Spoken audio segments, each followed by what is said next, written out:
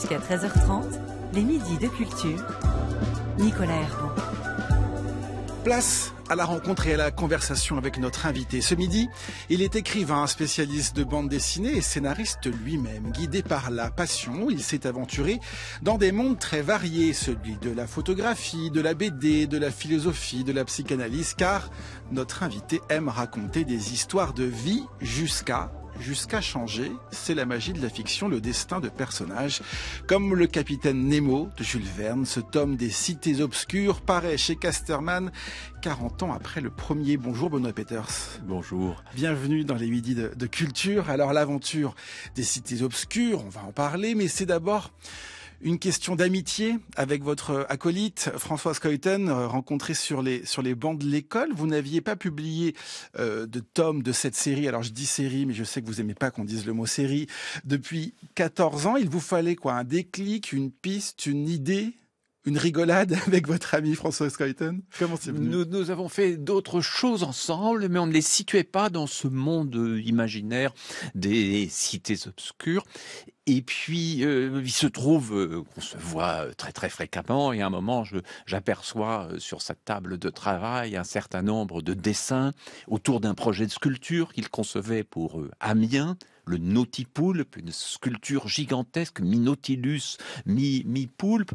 Et je vois qu'il crée des dessins noirs et blancs, de grands dessins, avec une technique extrêmement fouillée, des hachures extrêmement fines. Et je tombe amoureux de ces dessins tout de suite, je suis ébloui. François me dit, oui, je l'ai fait un peu pour crédibiliser le projet, peut-être pour convaincre s'il c'était encore nécessaire. Et très vite, on se dit, mais il y a là le point de départ d'un livre. Alors bien sûr, il y avait 8 ou 10 dessins, j'en prends copie, je commence à écrire, et là, d'autres dessins se font, et puis ces dessins appellent d'autres textes, et petit à petit, le livre se compose. Donc, je dirais en quelque sorte que François est à l'origine, c'est presque comme si les images avaient fourni le premier scénario, et que moi, je les avais illustrés. Ça, c'est intéressant dans l'idée de fabriquer la bande dessinée, en tout cas du rôle de chacun dans cet objet de bande dessinée. Effectivement, celui qui dessine et celui qui écrit l'histoire. Mais ça veut aussi dire que François Schoeten, il arrive encore à vous surprendre après toutes ces années d'amitié. Bien sûr, et heureusement. Alors, c'est vrai que nous n'avons pas une collaboration professionnelle au sens strict ou étroit du terme. Tout est parti d'une amitié enfantine.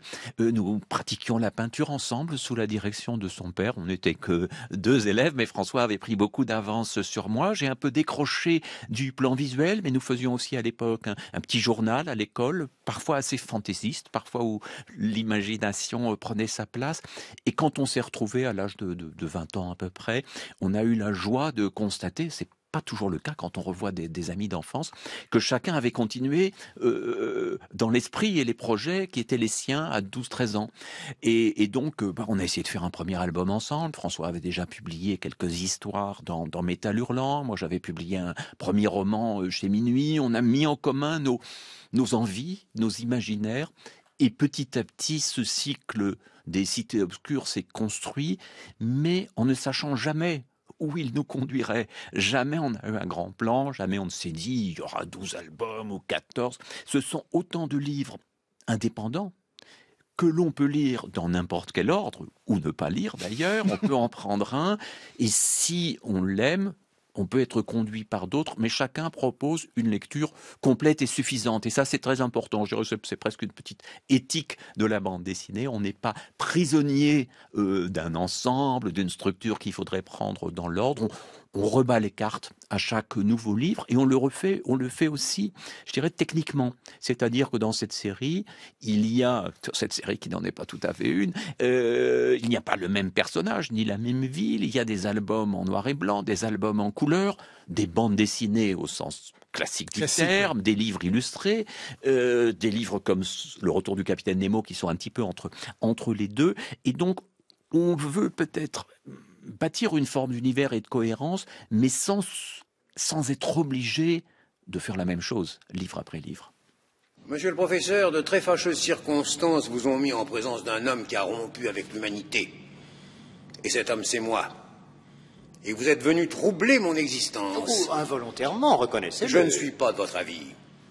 Ce n'est pas involontairement que depuis des mois, l'Abraham Lincoln me chasse sur toutes les mers, me bombarde, en vain d'ailleurs, et tente de me harponner, non moins en vain. Monsieur, permettez-moi de vous dire que les accidents que vous avez provoqués et failli provoquer avec votre appareil sous-marin ont gravement ému l'opinion publique.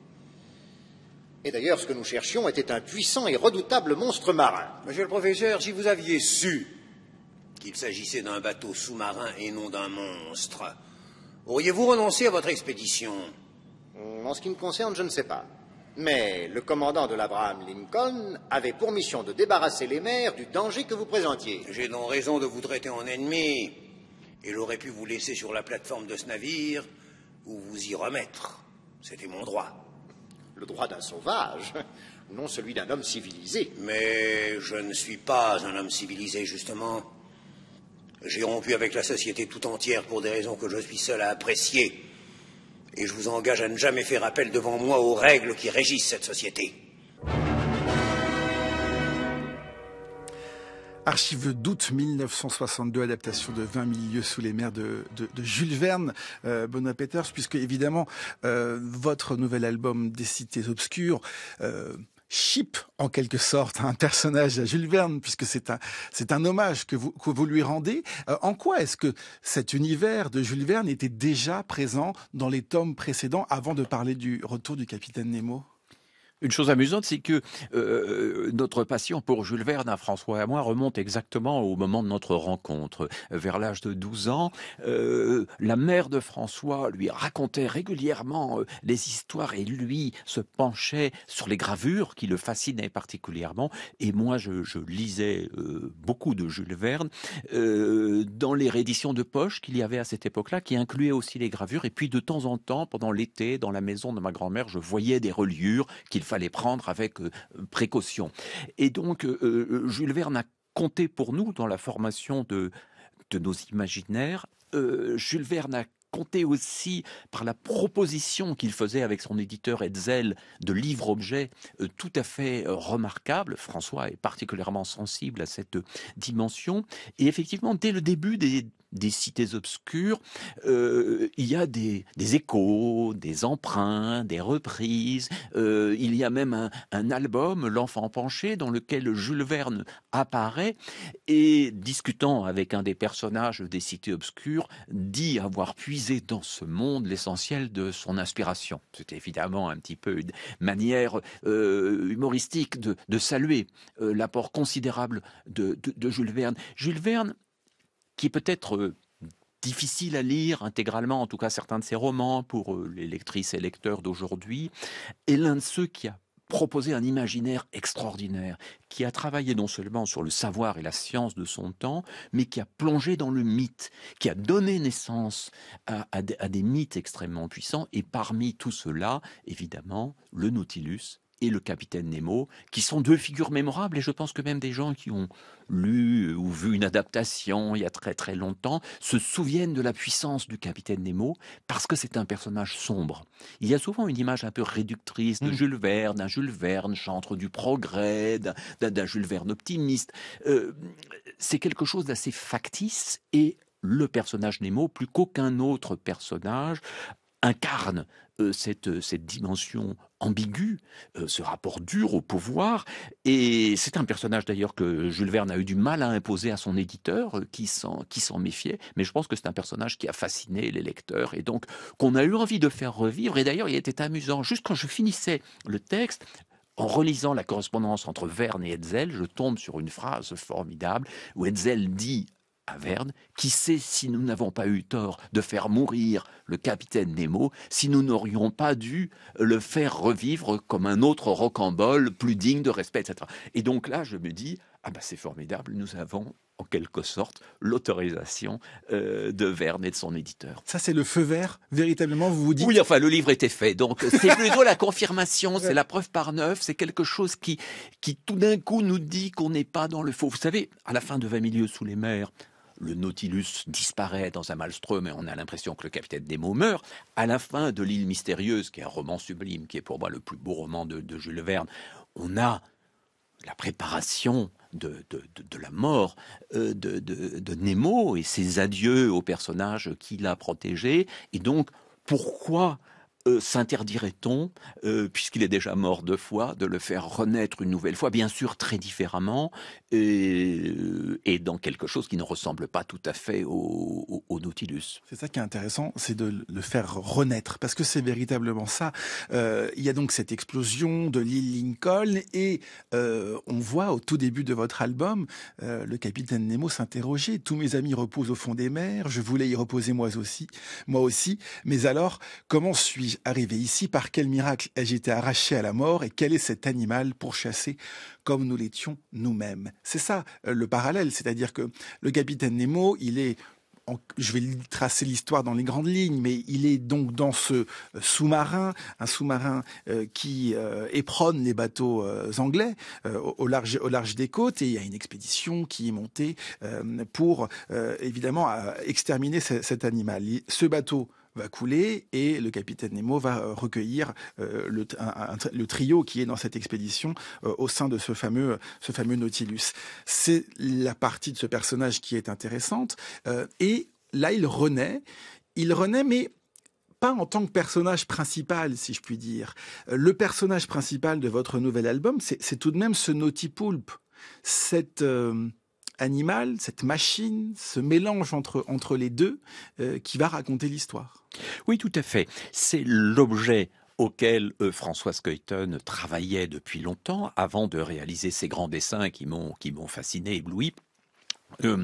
Il s'agissait pour la ville d'Amiens de faire vivre la présence et la mémoire de Jules Verne d'une façon dynamique et sensible, que Jules Verne ne soit pas un simple label que l'on accole à ceci, à cela, que tout devient Jules Verne et finalement Jules Verne est absent. C'est donc, le faire vivre dans la cité. En fait. Le faire vivre dans une ville où il a écrit l'essentiel de son œuvre et où il est, je peux dire, l'un des grands hommes de la ville, si pas le grand homme. Et donc, François travaillait avec le sculpteur Pierre Matter à un projet d'abord sur le parvis de la gare, et puis qui va se déplacer peu à peu. Il a cherché des images dans l'œuvre à prolonger, avant d'en arriver, à force de croquis, à cette fusion du Nautilus, de la machine sous-marine, et du poulpe. On se souvient peut-être de cette scène à la fin de 20 milieux sous les mers, qui est une des scènes les plus mémorables du combat digne des travailleurs de la mer de Victor Hugo, du combat entre le poulpe géant et le Nautilus. L'animal arrive à s'introduire. Il emporte l'un des marins et on le combat à coups de hache. Ici, c'est une sorte de figure réconciliatrice qu'il y a, puisqu'il y a une greffe, un hybride qui se crée entre la machine et l'animal. On sait aujourd'hui, un documentaire remarquable, des livres, des recherches scientifiques, on sait aujourd'hui à quel point les poulpes sont des animaux tout à fait extraordinaires et doués d'intelligence, notamment d'une intelligence diffuse, puisque une partie des capacités cognitives est dans la tête, mais chaque des 8 tentacules, chaque tentacule est porteur aussi d'autonomie et de savoir et de capacité d'action, de capacité de relation et d'apprentissage dans la vie assez courte de ces animaux. Et donc, voilà, cette greffe donne naissance à un hybride, comme notre livre, par certains côtés, est lui aussi un hybride. Et effectivement, le capitaine Nemo, qui est un personnage de puissance et de maîtrise chez Jules Verne, qui est un démiurge, avec sa face noire et sa face bienveillante, le personnage là, qui renaît peu à peu, qui semble émerger d'un long combat, d'un long sommeil, d'un long coma, peu à peu reprend conscience, mais il comprend très vite qu'il n'est plus le maître des éléments et que ce Nautipoulpe le conduit où il veut, l'emmène dans une étrange odyssée à travers le monde des cités obscures sans savoir vers où il va. Et puis, à la fin, il se sentira aimanté vers quelque chose et trouvera la force de sortir du Nautipoulpe. Nous avons voulu faire jouer ces deux forces, mais je dirais que si le capitaine Nemo était le maître du Nautilus, s'il était le dieu bienveillant de l'île mystérieuse, ici, il est emporté par quelque chose de beaucoup plus fort et plus puissant que lui. Et on ne dira évidemment pas où il arrive, mais c'est à découvrir dans cet album. Sur la forme, vous en avez dit un mot tout à l'heure, on est très loin d'une bande dessinée très classique, comme on peut connaître, avec une planche, des cases, des bulles. On a des grands dessins, plein de pages, ceux de Françoise Coyton, et puis sur la page de gauche, votre récit, votre histoire, les dialogues aussi, en quelque sorte. Oui, et puis un contrepoint avec une image plus petite, puisque les grands paysages de François, il ne s'agissait pas pour moi de les décrire. Donc moi, je donne voix à ce capitaine Nemo, d'abord amnésique, et puis qui retrouve une partie de mémoire, qui essaye de comprendre sa situation. J'établis un dialogue entre texte et image qui est très différent de celui qu'il y avait chez Jules Verne. D'abord, chez Jules Verne, le texte est d'une grande ampleur et les images sont rares. Chez nous, la proportion est inversée. Et puis, il y a une part descriptive énorme dans les romans de Jules Verne, particulièrement dans 20 milieux sous les mers, alors qu'ici, je n'essaie à aucun moment de décrire les images, mais plutôt de les incarner. Nemo est un personnage attachant et mystérieux parce qu'il porte en lui une force vengeresse. Il a un côté comte de Monte Cristo. Et on ne sait pas très bien pourquoi, surtout dans 20 milieux sous les mers. En effet, Jules Verne avait imaginé qu'il s'agissait d'un Polonais dont la famille avait été massacrée par les Russes. Mais Hetzel, son éditeur, qui faisait des affaires importantes en Russie, à la fois en vendant les livres en français et les traductions, voyez pas ça d'un bon œil. s'est opposé tout de suite. Et alors, la raison de la volonté de vengeance de Nemo demeure inconnue. Et ce n'est que vers la fin de l'île mystérieuse que nous comprenons la chose. Et là, c'est étonnamment moderne, puisqu'il s'agit en réalité d'un prince indien qui lutte contre l'oppresseur britannique, le colonisateur. Je ne vais pas dire que le capitaine Nemo est un précurseur de Gandhi, parce qu'il use de méthodes violentes, mais en tout cas, il y a une dimension presque décoloniale qui étonne chez l'auteur plutôt conservateur que pouvait être Jules Verne. C'est une dimension très forte. Et je crois que le capitaine Nemo a fasciné les lecteurs de l'époque et garde une puissance que, par exemple, le personnage du scientifique embarqué dans 20 milieux sous les mers, le professeur Aronnax, paraît assez pâle. À côté, Hitchcock disait autrefois plus réussi et le méchant meilleur est le film, mais là, vraiment, dans le cas de 20 milieux sous les mers, c'est tout à fait évident. Alors, cette part de méchanceté est certainement, de noirceur, est certainement moins forte dans notre récit. Pour ce troisième temps des aventures de Nemo, il y a peut-être quelque chose de plus apaisé, comme il y a cette réconciliation entre la machine et l'animal à travers la figure du nautipoulpe. Moi, je ne m'explique pas, je n'ai pas d'explication raisonnée, je ne peux pas vous donner une raison précise à cette inclination qui était la mienne dès l'enfance. Ce que je sais, c'est que dès mon plus jeune âge, effectivement, j'étais féru de bande dessinée et je passais un temps très important à dessiner, à imiter le style de tel ou tel dessinateur, effectivement, donc que j'avais pu découvrir déjà donc, dans mon enfance. C'est quelque chose qui me passionnait. Et donc, parvenu à l'âge adulte, j'ai commencé à travailler donc, dans une société comme employé, et c'est au cours de cette période que j'en suis venu à la conclusion que la voie qui me correspondait, que je souhaitais vraiment suivre, c'était celle de la bande dessinée. Hiro Taniguchi, grand BDiste, qui explique comment est-ce qu'il en est arrivé à être l'un des maîtres de ce 9e art, ce qui nous interroge évidemment aussi, Benoît Peter, sur votre parcours à vous, une licence de philosophie, l'école pratique des hautes études sous la direction de Roland Barthes, où vous préparez une thèse de sémiologie qui porte justement sur une bande dessinée, et vous analysez case par case les bijoux de la Castafiore. Comment on en arrive à analyser une bande dessinée à cette époque-là ? J'étais un étudiant un petit peu atypique, attiré par les lettres, mais me méfiant un peu de l'enseignement des lettres. J'avais bifurqué vers la philosophie qui me semblait apporter un complément de savoir. Je n'étais pas tout à fait à mon aise non plus pour faire un travail de fin d'études classiquement philosophique, et j'ai eu la chance d'être accueilli par Roland Barthes tout à la fin du petit séminaire qu'il tenait rue de Tournon à l'école pratique des hautes études, et nous étions là un tout petit groupe de gens qui ne trouvaient pas vraiment leur place dans les créneaux classiques. Et Barthes, qui n'était pas un grand lecteur de bande dessinée, mais qui n'avait pas de préjugés, a accepté très vite mon approche. Je pense que j'ai dû lui faire lire son premier album de Tintin, Les bijoux de la Castafiore. Mais il était plus intéressé par le regard qu'on portait sur la chose, par la démarche de l'étudiant, que par l'objet qu'on choisissait. Lui-même, d'ailleurs, avait cet éclectisme dans le choix des objets, capable de parler de racines comme des mythologies contemporaines, du Japon comme de la photographie ou du discours amoureux. Et donc, c'était une grande chance de commencer avec lui ce travail à une époque où la bande dessinée n'avait évidemment pas du tout droit de citer à l'université. J'avais 2 transgressions. D'abord, Hergé était vivant. Et c'était une époque où travailler sur un auteur vivant était un problème. Et puis la bande dessinée ne pouvait être approchée que, je dirais, avec un angle sociologique, c'est-à-dire le phénomène de la bande dessinée. Pourquoi des débiles ou des semi-débiles s'intéressent-ils à cette sous-littérature, sous-littérature. Or, évidemment, c'était pas du tout mon approche.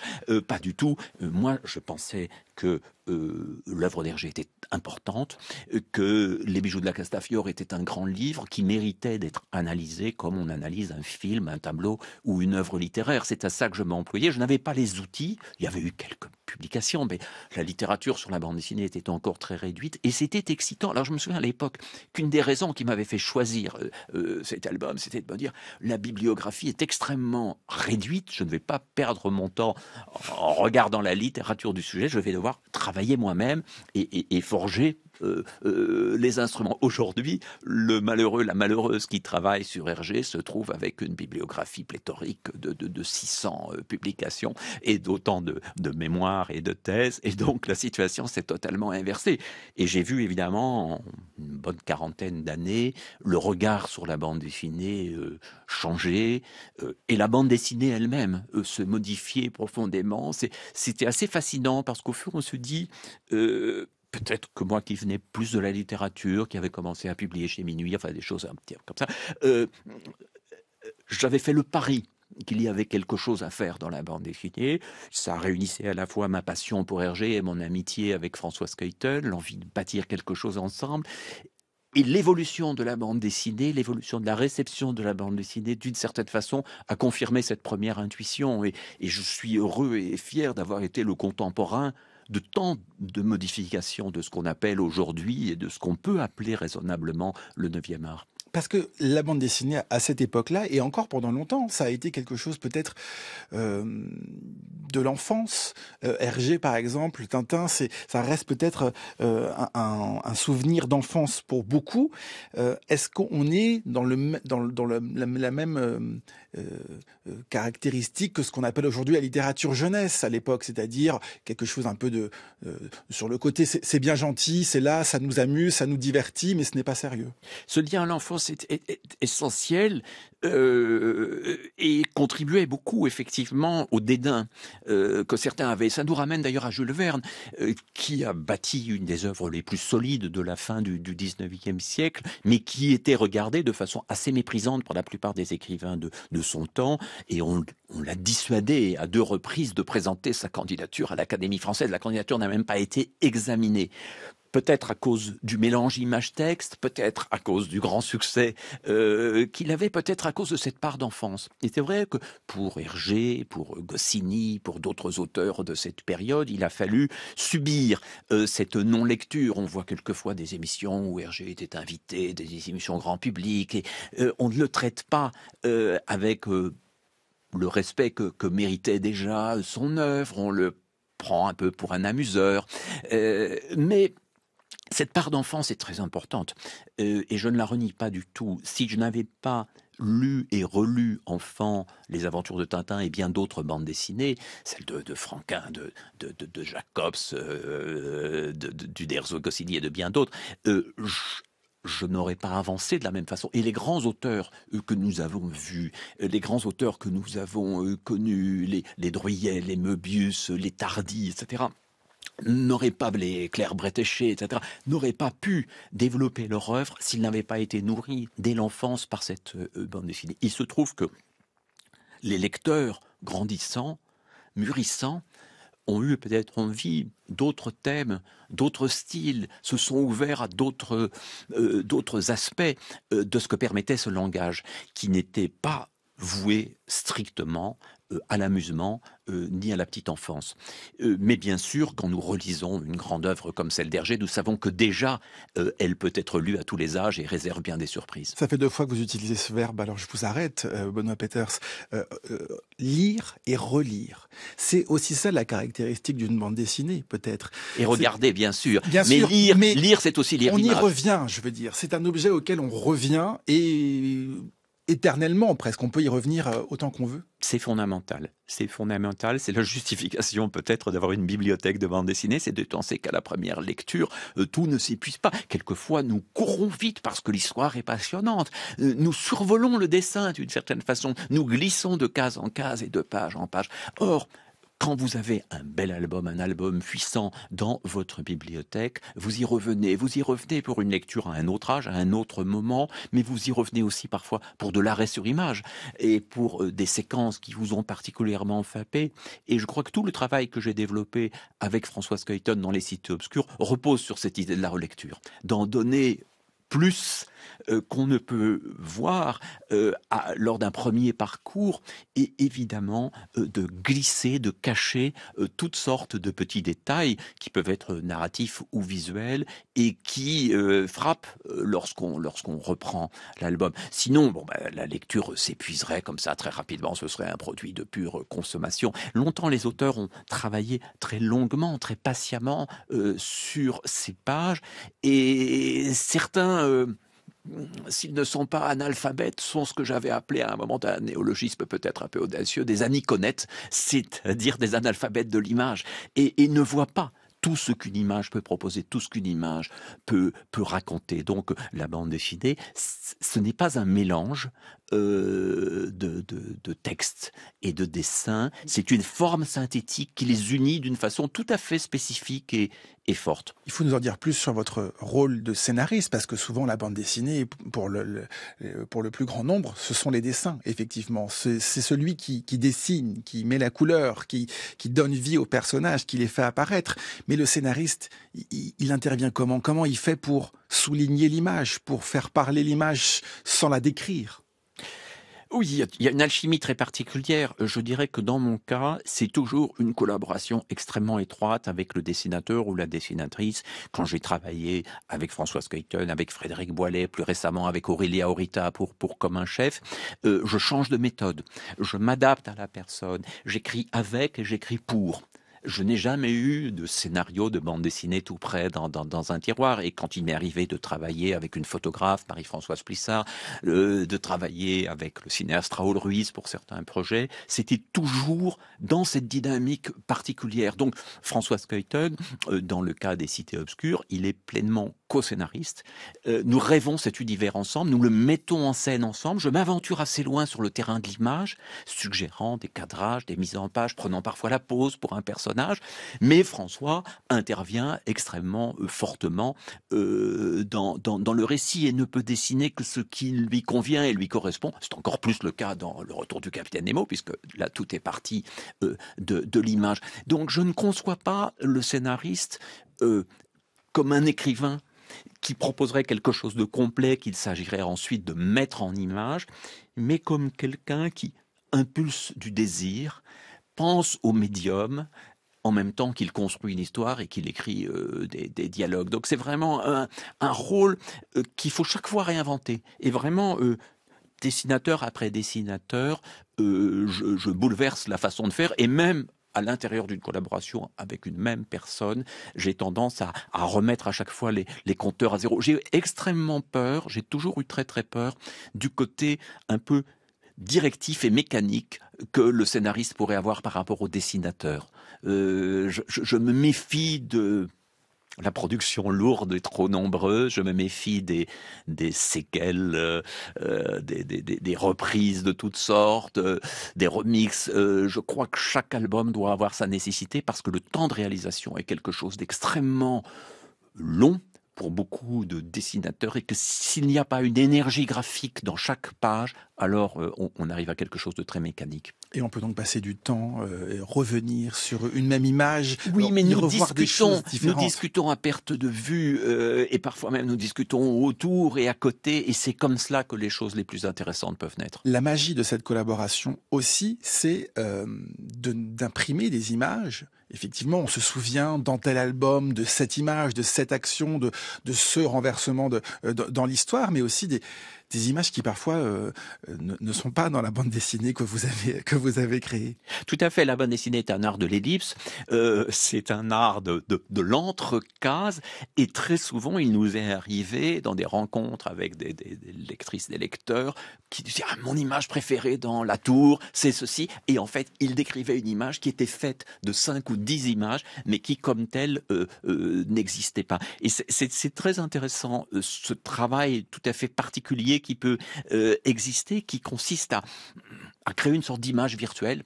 Et bien sûr aussi une page de bande dessinée, c'est tout autre chose qu'une addition de petites cases. Une page de bande dessinée, c'est une façon de mettre des accents, de créer des rythmes, de faire circuler la lumière, d'être parfois bavard et parfois silencieux. C'est tout un travail que certains dédaignent parce qu'ils ne le regardent pas de près, mais qui, moi, m'a passionné. Évidemment, ce travail est très différent du travail solitaire d'un écrivain, et très différent aussi du travail d'un pur illustrateur ou d'un peintre. Et un écrivain qui vient vers la bande dessinée, quelquefois, vient avec l'idée qu'il faudrait protéger le plus de ses mots possible. Certains écrivains rêvent d'adapter un de leurs romans, ce qui, généralement, ne donne pas de très bons résultats. Je crois qu'on n'est jamais meilleur que quand on travaille spécifiquement pour ce que la bande dessinée permet, et non pas la bande dessinée en tant que telle, mais tel ou tel style de bande dessinée, tel ou tel style de dessin. Benoît Peeters, vous avez occupé jusqu'à récemment la chaire de la création artistique au Collège de France. C'était jusqu'il y a quelques mois, c'est terminé, ça y est ? Oui, c'était une chaire d'1 an, donc elle peut être réattribuée à un cinéaste, à un musicien, un architecte. Et en tout cas, vous avez donné ces lettres de noblesse à la bande dessinée en la faisant entrer dans ce Collège de France, en revenant sur son histoire aussi, sur comment la bande dessinée est créée, comment on invente ce concept de récit et de texte et d'image, effectivement. Comment vous voyez le métier aujourd'hui de créateur de bande dessinée ? Il y en a énormément. Chaque année, des milliers de titres qui sortent. Un livre sur 4 vendu en France aujourd'hui est une bande dessinée. Comment vous faites le constat de ce qu'est aujourd'hui ce secteur ? Alors, il y a eu beaucoup d'évolutions, certaines très positives, d'autres moins. La bande dessinée est passée en une 50aine d'années du monde de la presse à celui du livre. Ça lui a donné une forme de respectabilité plus grande. Ça a permis le développement de ce qu'on appelle, avec plus ou moins de bonheur, le roman graphique, et qui sont entrés dans les librairies générales, là où parfois la bande dessinée avait moins sa place. La bande dessinée s'est considérablement féminisée. C'est un monde d'hommes. Vous avez cité Claire Bretéché tout à l'heure. Oui, mais aujourd'hui, nous pouvons citer des dizaines de créatrices remarquables. Environ un tiers des auteurs aujourd'hui sont des autrices. Ça a apporté beaucoup dans le renouvellement des thèmes, dans l'élargissement du public, parce que c'était quand même plutôt une lecture masculine. La bande dessinée a gagné en diversité dans les thèmes, elle a gagné en diversité dans les styles graphiques, dans les styles narratifs. Ce qui est un peu plus difficile aujourd'hui, c'est cette surabondance de titres, parfois mal défendus, parfois invisible, ce qui conduit à une précarité grandissante des auteurs et des autrices, sujet dont je me suis pas mal occupé, puisqu'avec quelques autres auteurs, nous avions lancé les états généraux de la bande dessinée. On a essayé de faire bouger les choses. Il y a une euphorie du marché en termes globaux, des chiffres impressionnants, comme celui que vous citiez, un livre sur 4 vendu, peut-être encore plus d'ailleurs de livres lus, sont des bandes dessinées, mais en même temps une paupérisation qui fait craindre pour ce qui est aussi un métier. Car la bande dessinée, si elle a un aspect artistique, a aussi un aspect artisanal, et cet aspect artisanal suppose du temps. Donc là, il y a une réflexion à avoir. Je n'ai pas toutes les solutions, mais il est certain que beaucoup d'albums remarquables aujourd'hui ne trouvent pas leur place. Il y a ce phénomène des reprises de héros que nous avons évoqué en quelques mots, et qui, quelquefois, occultent les créations les plus brillantes et les plus audacieuses. Quand Hergé, Franquin, Uderzo, Goscinny et d'autres ont créé leurs héros, ces héros étaient parfaitement contemporains. Ils exprimaient la réalité des années 50 ou 60 à merveille. Ils parlaient du monde. Aujourd'hui, la reprise des héros est parfois un phénomène nostalgique et mercantile. Nostalgie et mercantilisme se mélangent, c'est-à-dire qu'il y a ce petit plaisir de la retrouvaille et en même temps, il y a l'exploitation parfois forcenée d'une licence. Je plaide pour que on tourne le regard, y compris du côté de la critique et des médias, vers les œuvres vraiment novatrices et pas simplement vers ces produits qui, quelquefois, même s'il y a des exceptions heureuses, ramènent la bande dessinée aux anciens préjugés à son égard. Voilà. Il y a vraiment une sorte d'âge d'or créatif aujourd'hui. Les albums remarquables sont trop nombreux pour qu'on puisse les lire, même moi qui suis dans le milieu. Mais cet âge d'or créatif ne se traduit pas tout à fait dans la réalité quotidienne des auteurs et des autrices. Merci beaucoup, Benoît Peeters, d'être venu dans les Midis de Culture. Je rappelle que vient de paraître chez Casterman un nouveau tome, donc, des cités obscures avec votre ami le dessinateur Françoise Coyton. Ça s'appelle Le Retour du Capitaine Nemo. Avant de terminer, on termine toujours cette émission en musique. Alors, nous avons sélectionné 2 chansons, l'une en référence au Capitaine Nemo, l'autre en référence à Little Nemo. Vous devez donc choisir entre Capitaine ou Little. Que préférez-vous découvrir ? On a beaucoup parlé du Capitaine, donc parlons de Little Nemo de Winsor McCay, une œuvre merveilleuse.